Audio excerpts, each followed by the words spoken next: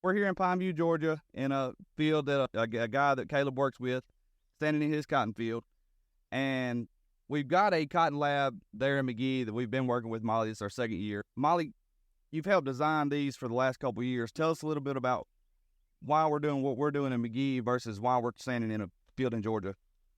So the main difference is it's not necessarily soil composition. It's not necessarily the way you guys farm.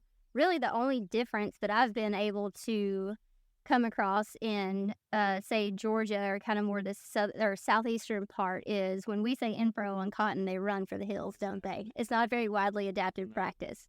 With y'all, when we say in-furrow, you guys are like, yeah, let's do it, let's try it, because y'all are ready to take that step to see where we can bust that yield limiting factor on cotton. And, we don't really have many avenues to try to adjust the farming practices that we've had for years on cotton. In-furrow is one way that we can finally try to do that. Mm-hmm. We know cottonseed is very sensitive. We know that the plant itself can be sensitive. It is very expensive. So in-furrow, we try not to really push the envelope and burn it up, but we try to really focus and centralize nutrients that we think need to be there at the time that it emerges. With y'all, we decided to do fulvic. So we wanted the fulvic because that's going to help break any fertilizer bonds that are already in the soil from years and years of fertilizer that you've put down there. It's going to be a food source for your microbes in your soil, so it's going to get them stimulated and fed and going. We chose to go with a micro package because when that plant's starting off and it's got a little taproot, we really don't want it using the limited source of energy that it has, trying to go out and find these micros around it. We really want it all centralized right there around the seed so it has what it needs.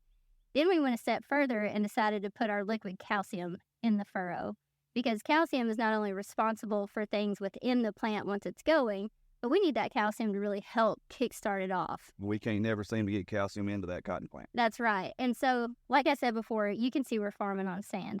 Calcium is a huge factor for structural stability, correct? Exactly. If we're farming in sand and we're not able to get a big root zone early on, or if we're struggling with a really big plant, but we don't have a good foundation to hold it because we lacked calcium in the beginning, our cotton's going to lay over, or we're going to have just a struggling stem, and the stem is basically what I consider the highway of nutrients for the plant. And then one other thing is we're cutting back on our cotton populations. So that plant is having a lot larger branches on every plant. Well, if we have problems with getting those branches held up, or if we're running the sprayer defoliating cotton and we got cotton laying over everywhere, that the plant characteristics there with the calcium is a big deal. Mm-hmm. And that leads us into why we chose to go our foliar route with you guys as well. So not only did we do in-furrow with them, we decided to go a step further, and now we're doing foliar because we go over cotton about every 10 days.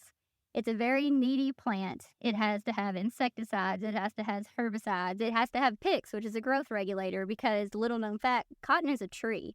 If we don't stop the growth, we're going to get so much vegetative growth and no swap to reproductive that all of our nutrients have now gone into making a tree versus a producing smaller bush type tree. An 8-foot tall plant with 3 cotton balls. And that is not what we need. That's not our goal. So one of the biggest factors we went with you guys, and you've told me this is a problem as well, is potassium. In these kind of low CEC soils, we have a big problem holding on to that potassium. Cotton is a major proponent of removing potassium from the soil, and it leaves no residuals, period. So anything you farm behind it, you're going to have to pour that much more potassium to it. So we went with Capitalize on top of your cotton. So every opportunity we got, we're hitting it with Capitalize. So that is every pass. That's a potassium, calcium, and sulfur product, which is all 3 big proponents of cotton.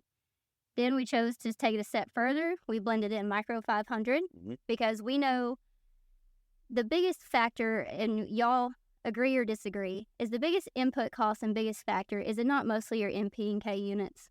Right.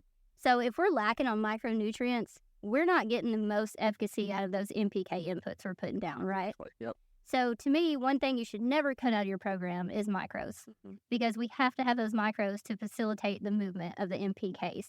So we didn't want your crop to just start off without any micros, hence the reason we put it in furrow, and now we're feeding it again foliar. We did that. sorry, I'm not to interrupt, but the cool thing about our lab, in these labs, it's not 40 acres of doing the exact same thing. Right. We've got inside there, we've got 10 acres of what I would do every day. Grower standard. Grower standard. Mhm.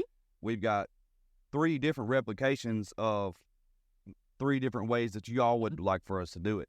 So we go in there and we're putting, this one might get the micros, this one might not, Right. this one might get the calcium, that one may not. Mhm.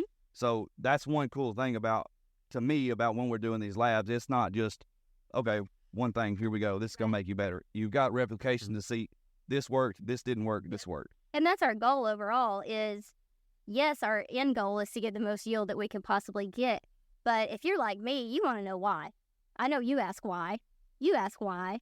So in doing it in that sense, we can take out pieces and plug in pieces with AgroLiquid's programs that is really going to give you an answer as to what it was, when you put it on, and why that seemed to work for you. Right. And I think that comes back to the conversation of with our nutrient applications, we need to make sure we're applying the right product at the right time, at the right rate, Yep. and in the right place. So starting the plant off strong, given whatever nutrients that it needs, and having these applications where we're putting out nutrients at the time the plant needs it, that we're not at risk for losses during that time frame, and making sure that our cotton plants, as they start getting later in the year and we have trouble getting stuff up from the soil, to have that spoon-fed approach to where they can have good fertility season long. Correct. One thing that Dad always says, cotton's always looking for a way to die. It is. If you go through, especially probably now at home, you can walk through just from the rain that we've had. We've had a whole lot of rain in the last month. I mean, it's been abnormal, which is not real good for cotton. Right. So that cotton plant stresses. You go look through the middle between 2 plants. It's solid squares everywhere. I mean, it's shedding fruit ridiculously. And so with us spoon feeding these micros, spoon feeding this potassium, we keep, okay, we're happy. We're not just gonna hit one big shot and say you're happy right now. Right. We're gonna make sure he's happy through his whole life. Correct. And you got to be able to do that, because if you think, like, just looking at this cotton, and nothing wrong with it, but you can see there's a little variation in height, right? There's a little less surface area up here towards the front, as in what we're standing here in the middle. If you dump an entire foliar program on at one time and you choose to do it early because you think, oh, they told me to hit it, my first post-application of herbicide, cotton's wet this big maybe, there's not enough leaf surface area to take up what foliar you put down there. And that's why I'm constantly preaching, if you want to call it, spoon feed it in there. If you look at it like a gallon jug, you can only get a gallon of water in a gallon jug, and that's how the plant is. It only has so much holding capacity, and once we've filled that, we've reached that, everything else we've put out is just wasted. That's right. And it's just like me, I don't want to eat all the food that I'm going to eat today for breakfast. Right. I want a little bit at first, and I want some throughout the day. You're great. And that's the same thing. Yeah, exactly. So the same thing as these cotton plants. We can put a lot of fertility on early on. Well, as soon as we have new growth, well, then we need to make sure that we keep that plant well fed as it's building the factory and then putting on our That's putting exactly on right. our And there's such a misguided, I guess, information really about crops as a whole, is that we reach this wall and a timing point in the crop's life cycle that farmers in general, think that we should just stop. Oh, we're not going to make another pass. It's going to be what it's going to be. I wish I had $1 for every time I heard that. And we now, with the capability of drones, highboys, airplanes, just a bunch of different application opportunities, now we can just throw that saying out the window. Because now, yes, it comes down to, is it in your budget? But if we've done everything correct from the beginning and really tailor fit our programs, if we can get in one more application to really push that to the finish line, I think that's where we are going to start seeing these yield walls just start breaking down. Right. And it may not be going out there and spending a bunch of money that we weren't already spending. It's spending the dollars that we have towards our fertility for our crops, just doing it better. In a better That might be cutting back early, and let's put some of our dollars here towards these later applications. And it's, like you mentioned, it's not dumping a bunch out at one foliar shot. We're giving it a little bit as the plant goes throughout the season. So we have that opportunity because, like I said, we hit cotton every 10 days. So there's not a reason that should limit you as to going out and really doing your fertility in a better way. think we hit it about every Friday. That's Every right. Friday. It's always every Friday. Sunday. Feed it on Fridays. I like that. Molly, we appreciate you coming down here, taking a visit. Caleb, we appreciate you showing us around. Yeah, appreciate y'all coming by.